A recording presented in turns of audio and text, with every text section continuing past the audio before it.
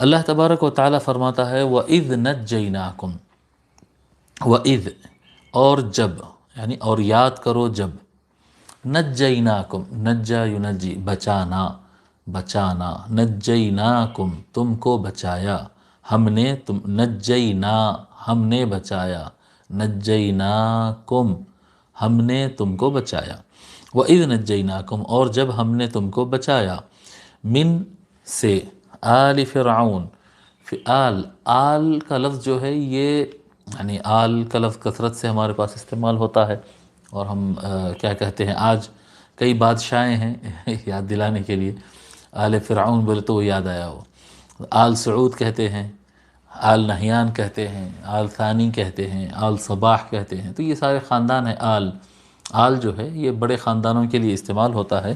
کئی معانی میں استعمال ہوتا ہے، یہ گھر کے لیے بھی استعمال ہوتا ہے، گھر کے افراد کے لیے، اور جو متبع لوگ رہتے ہیں، فالوورز رہتے ہیں، ان کے لیے بھی استعمال ہوتا ہے۔ بحر العلوم رحمۃ اللہ علیہ جو فرمائے ہیں میں وہ آپ کو سنا دیتا ہوں۔ فرماتے ہیں کہ آل محمد جب کہا جائے گا، آل محمد حضور صلی اللہ علیہ وآلہ وسلم کی آل، جی آل محمد کہتے ہیں تو اس سے ایک مراد، ایک عمومی معنی اس کے اندر ہر مسلمان، ہر مسلمان، ہر متبع، جی آل میں کیا ہوتا، آل یا اولو، یعنی کوئی کسی کی طرف منسوب ہو، کوئی کسی کی طرف رجوع کرے، وہ معنی آتا ہے آل یا اولو سے، جی کوئی کسی کی طرف مائل ہونا اور کسی کی طرف جھکنا، اس سے منسوب ہونا۔ تو جب آل محمد کہا جائے گا تو عام طور پر جو لوگ محمد کو صلی اللہ علیہ وآلہ وسلم کو اللہ کے رسول اور نبی مانتے ہیں ان کو آل کہیں گے، جو سرکار کا کلمہ پڑھے وہ سارے آل ہے، یہ ایک عام معنی ہے۔ پھر اس سے ایک تھوڑا سا خاص معنی ہے، وہ کون ہے؟ نمبر 2 بتاتے ہیں، متقی، عقائد و اعمال میں حضرت کا زیادہ تابع رہتا ہے، لہذا وہ عام مسلمانوں سے زیادہ درجے کا آل ہے۔ ایک ہے عام مسلمان، یہ عمومی معنی میں آل محمد ہے۔